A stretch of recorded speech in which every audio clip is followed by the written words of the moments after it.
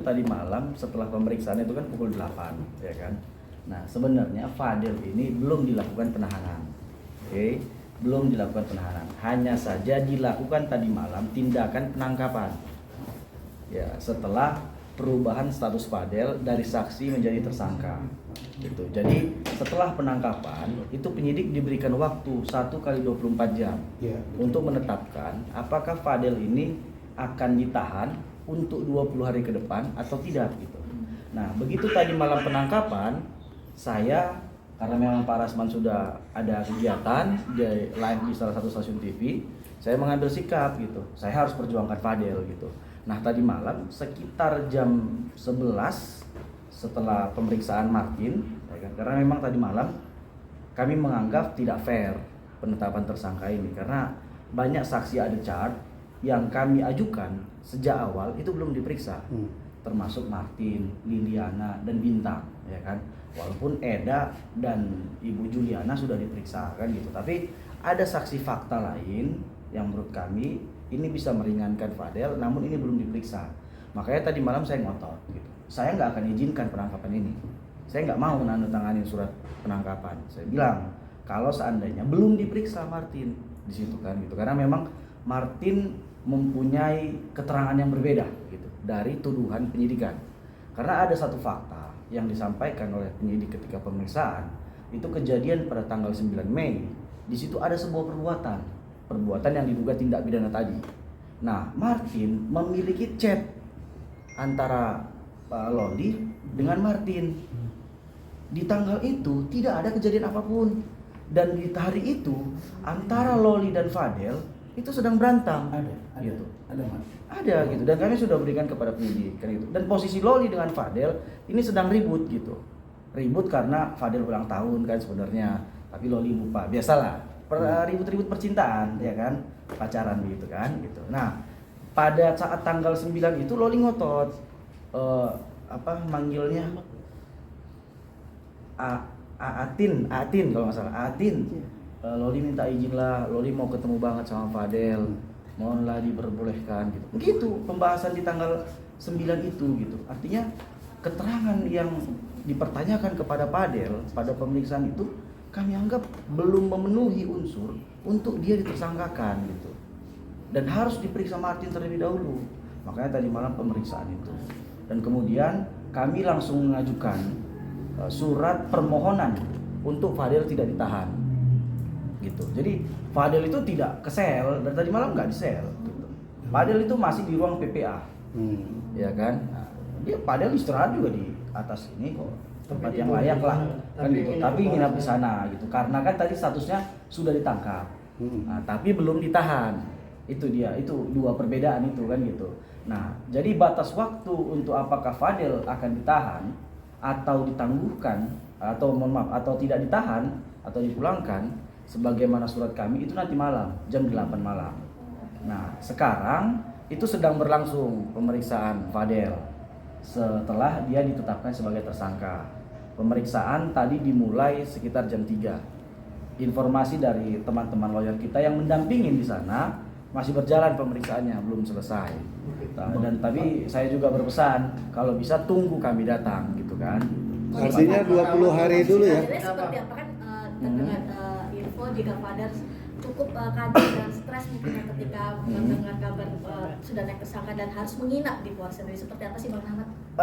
Sempat menangis kah? Kalau nggak, Fadel ini lelaki yang kuat. Serius, saya melihat tadi malam ketika dia disampaikan tersangka, udah kemudian dia terima surat penangkapan dan bahkan handphonenya pun sudah disita, ya kan. Fadel bilang sama saya, Bang, percaya sama Fadel, kita lawan ini Bang, katanya. Saya difitnah ini Bang, katanya gitu. Bahkan ya maaf, Fadel meluk saya lama sekali, jangan tinggalkan aku Bang Rahmat, katanya. Makanya itu tadi malam saya sampai jam 12:30 di sana. Coba menenangkan Fadel, dia harus terima. Ini bahagian dari perjalanan hidup dia gitu. Tapi Fadel kuat. Kondisinya juga Fadel itu ya dia normal, makan normal apa semua gitu kan. Tetapi ya ketika dia disampaikan itu dia shock gitu. Dia terdiam. dan dia sampaikan kepalanya agak sakit gitu kan. Karena sebenarnya tadi malam itu mau diperiksa langsung Fadel. Tapi saya bilang jangan. Itu malah akan membuat saya sulit berpikir untuk memberikan keterangan kan gitu. Dan memang secara hukum seseorang yang sedang sakit itu nggak boleh diperiksa. Gitu dia posisi. Bang, tapi kalau pengakuan dari Fadil sendiri terkait yang aborsi itu gimana Bang? Fadel secara tegas dalam BAP-nya menyatakan tidak pernah mengetahui tentang aborsi. Tidak pernah. Nah kemudian gini, saya tanyakan gini, tidak etis, tidak cocok gitu, nggak masuk di akal. Pasal perbuatan aborsi dituduhkan kepada Fadel gitu. Fadel ini kan laki-laki.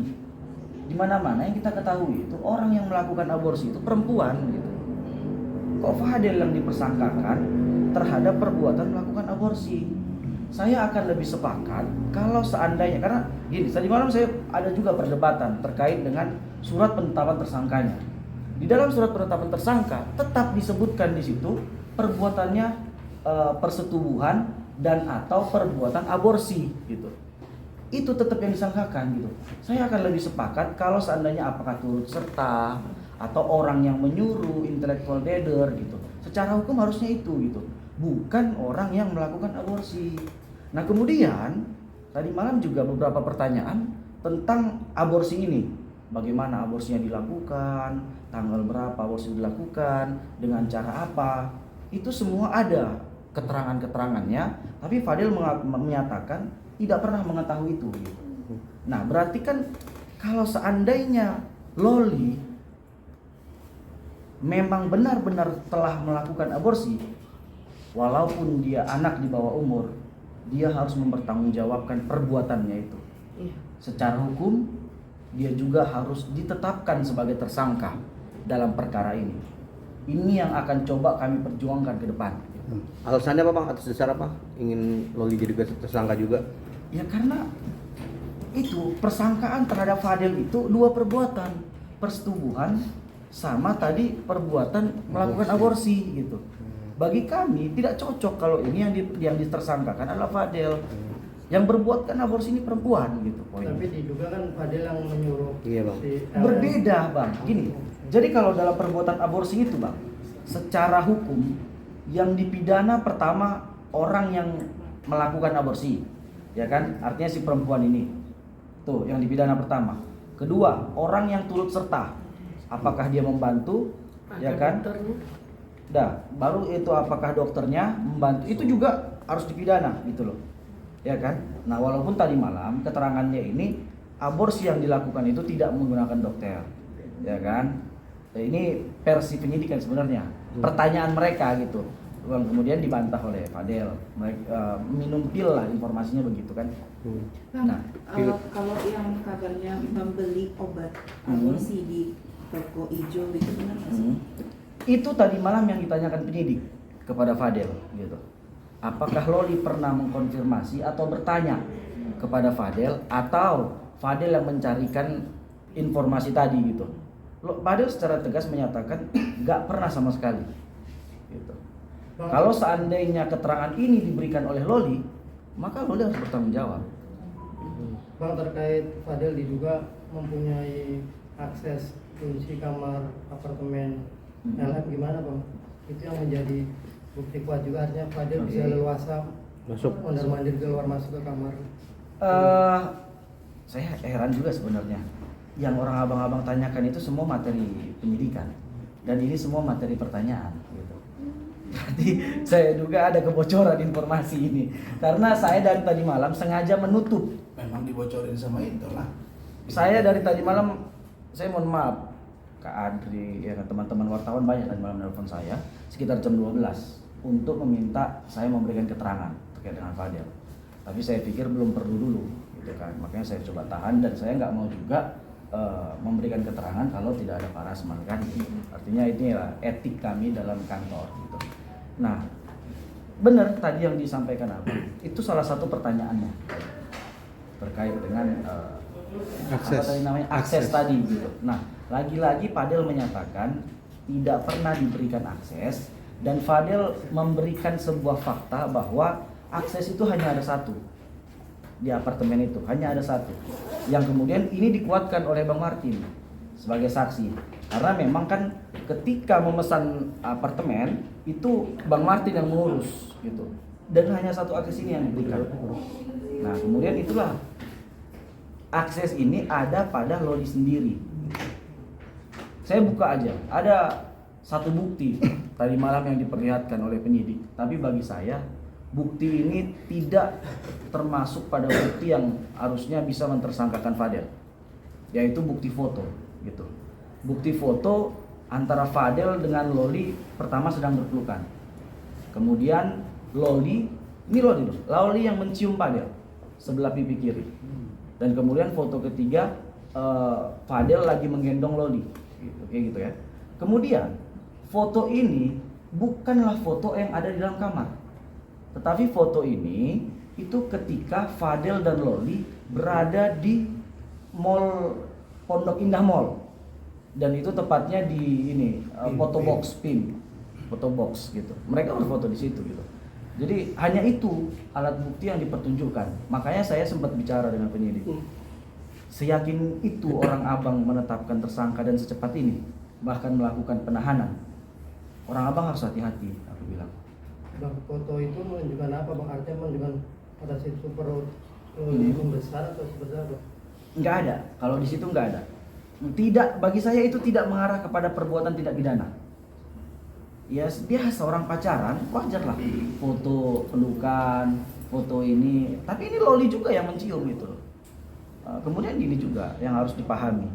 Pasal persetubuhan ini, walaupun dia anak, tetap harus ada upaya ancaman kekerasan atau kekerasannya. Gitu.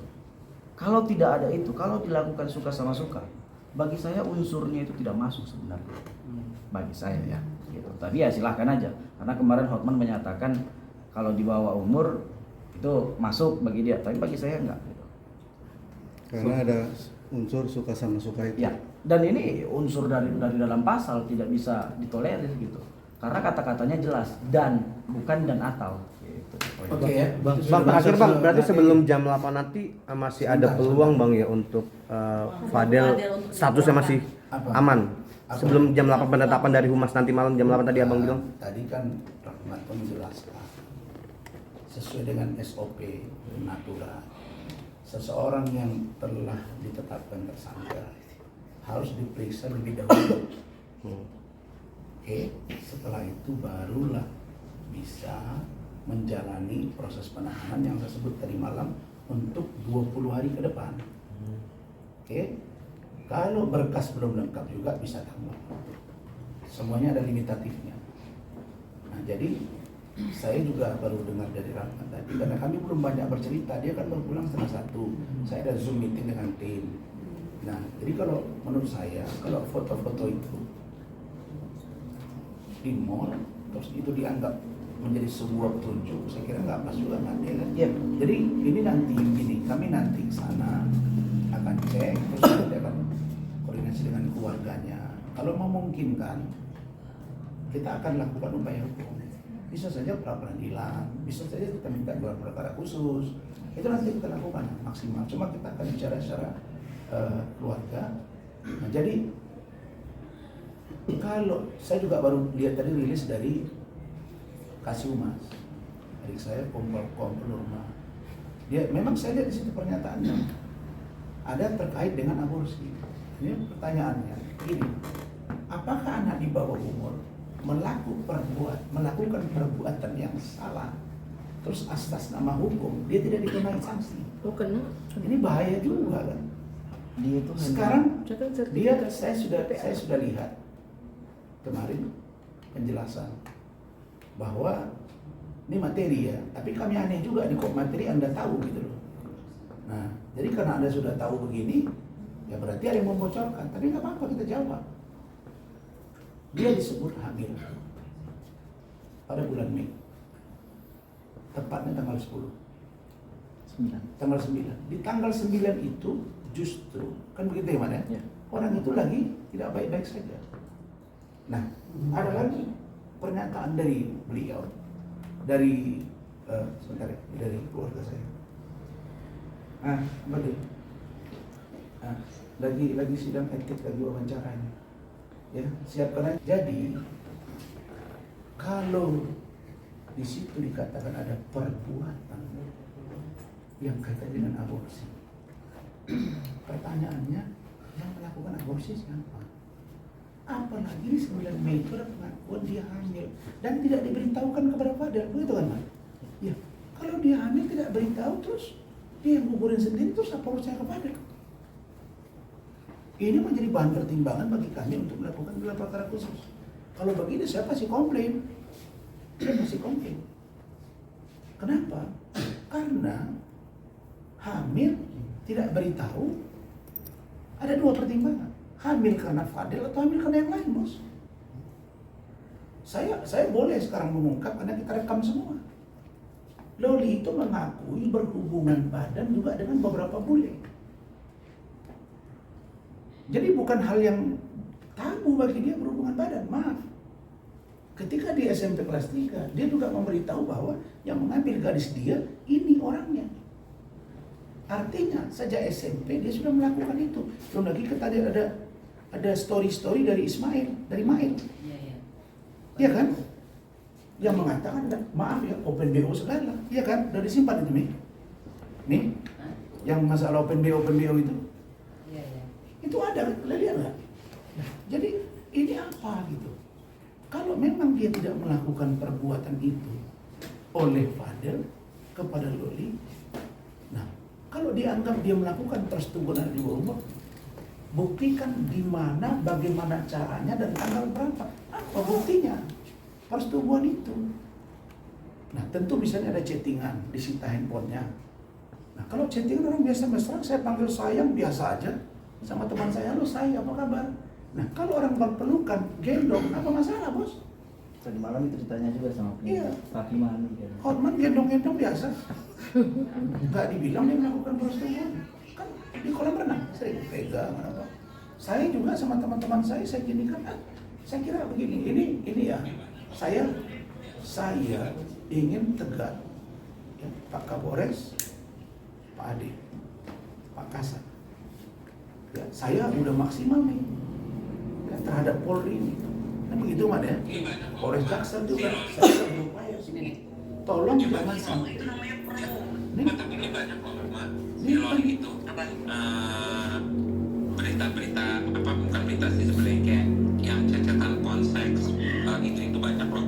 Ini Mail, gue tau banyak soal itu. Yang dia juga open di sana. Open BO di UK. Terus habis di EW sama bule dikasih 200 pound sterling. Gue tahu. Gila nggak ini? Bos, gila nggak? Main mesti bertanggung jawab ini. Sampai dibilang open BO 200 pound sterling. Jadi kami menjadi rancu, tapi nggak apa-apa. Saya semalam pertama penyidik itu, Kanit semua itu pada diam, berkumpul bertiga. Saya lihatin, mau cerita ke saya takut, saya datang. Kalian ngomong aja yang terang. Dia tersangka, kalian gelar, ditahan, sebut aja. Saya nggak mau pusing, kan gitu mah. Pak Abin nggak, saya tanya aja. Kanit, ya udah. Kalau memang benar, 2 alat bukti ya, jangan boleh mengada-ngada. Nanti akan kami uji. Ya udah. Kalau begitu boleh saya kasih tahu kepada keluarganya dan dia. Ya, gimana? Saya beritahu. Saya panggil Fadel, panggil Rahmat, ada Bu Ida, ada Bu Ade. Fadel, saya tanya kamu, jujur, ada kamu melakukan hubungan 10 kali? Fadel, soalnya nama siapa? Demi Allah. Saya nggak takut, dia sudah apalagi ada. Nah, jadi jangan sampai rancu nih. Nah, yang saya lihat sekarang di depan mata adalah gelar perkara khusus. Itu yang di depan mata. Itu akan kami lakukan. Ya, Pak Jenderal. Itu yang di depan mata. Nah, ini Pak Jenderal kami yang saya sebut tadi. Jadi itu yang nampak di depan mata. Itu yang akan kami fokus. Dan ini sekali lagi harus berbicara kepada keluarga. Barangkali begitu. Bu Ida juga menyaksikan semalam. Silakan Bu Ida. Kan Bu Ida ini kuasa hukum Fadel juga. Iya, bagi saya saat ini apapun yang terjadi pada Fadel, jika benar dia melakukan, dia harus bertanggungjawabkan. Tapi jangan dia dihukum karena tidak perbuatannya, kasihan. Anehnya ini juga kemarin sebelum Fadel ditahan ada statement dari Nikita Mirzani, Fadel jangan sampai nggak datang ya hari Kamis, itu kamu tamat selesai, berarti dia sudah tahu, berarti ini juga ada apa gitu. Seharusnya kan nggak perlu sampai diumbar sebelum itu gitu. Nah bagi saya hari ini kita sepakat gelar perkara khusus, kalau bisa walaupun dia tersangka apapun kita minta dia tidak ditahan, kita bisa mempertanggungjawabkan supaya dia akan kooperatif ya Bang, kooperatif dan tidak akan melarikan diri.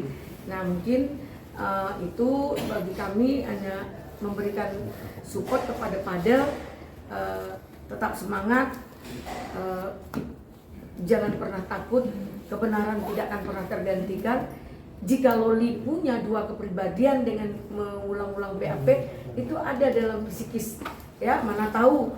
Sekarang kita kan tidak bisa juga menyalahkan Loli apa benar. Gimana? Ya, diuji kebohongan gitu. Itu kan ada dalam psikisnya. Nah Loli harus mempertanggungjawabkan. Maaf, saya juga adalah sertifikasi dalam PPA. Itu anak umur 13 tahun membunuh semua keluarganya, dia dipidana seperti orang dewasa. Walaupun dia di bawah umur, tapi perbuatannya sudah dewasa. Loli juga, dia mungkin hanya beberapa bulan, tapi dia sudah melakukan hal-hal yang dilakukan dewasa. Jadi pendewasaan Loli ini sudah terkarbit, sudah lama dia perbuatannya dewasa walaupun umurnya belum dewasa. Ini juga harus dipertimbangkan. Jadi jangan sepihak, kasihan kalau zolimin dalam menzolimi Fadel saja. Kita tidak membenarkan jika itu benar apa yang dilakukan Fadel gitu. Nah tentang akses, tentang apa kan ada pembuktian dari apartemen itu sendiri. Mungkin itu dari saya. Dia masuk kamar belum tentu melakukan perbuatan. Saya kasih kalian jurisprudensi. Vicky Prasetyo, klien saya, dengan Angelina. Apa yang terjadi? Di dalam kamar itu jelas ada laki-laki yang bukan muhrimnya.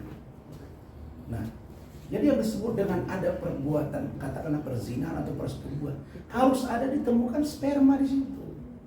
Nggak bisa main tanggal sekian, tanggal sekian, tanggal sekian.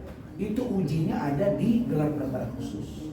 Kalau Polda Metro Jaya tidak merespon, kami bawa ke Bareskrim, minta gelar perkara khusus.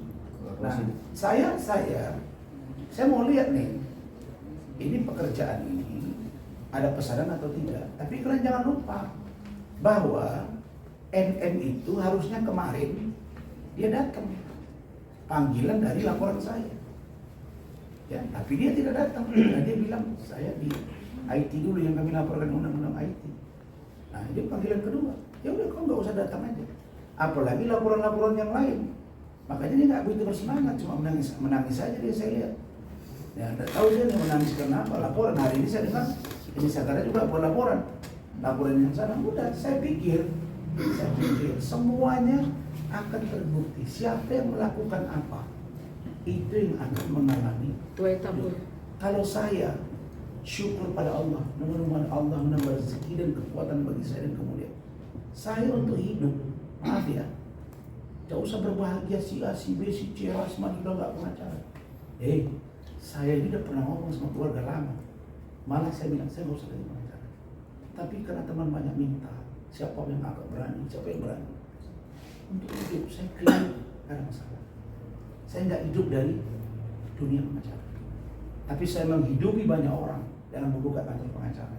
Jelas itu, yang driver, yang OB, yang ini, teman-teman semua. Jadi saya hanya minta tegakkan hidup. Kalau saya dapat celah dari Rahmat nanti jelasin ke saya. Kalian bermain-main di Polres Jaksa, sudah. Ya, kalian saya sikat. Benar, amin mati. Nah, jadi bagi saya ini akan tetap kami perjuangkan. Kalau memang Fadel tidak bersalah, Iya, jangan umur 13 tahun bunuh satu rumah, diproses. Pokoknya Anak abang kandung saya, Alif dan Sanas, oke, diduga melakukan percobaan pencabulan SMP kelas, ditahan. Mamanya mengetahui, maknya ditahan, neneknya mengetahui, neneknya ditahan. Jadi kalau dia melakukan perbuatan itu, terus dia nggak beritahu kepada Fadel, apa mau sama Fadel? Fadel, gua hamil nih, lu yang buat nih. Kan gitu. Oke, dia datang Maret, April, Mei. 11 Mei, dia bilang dia hamil. Terus yang melakukan siapa? Nah, tapi saya malas mendebatnya, itu loh Mat. Karena kalau ini kita perdebatkan, debat kusir. Jadi kami punya data, mereka berkeyakinan. Oke, tapi kita uji keyakinan itu. Kalau itu nanti berimplikasi negatif buat kalian, ya sudah, nggak ada masalah. Saya nanti terus saja. Oke, terima kasih. Oke. Oke, Bang. Terima kasih.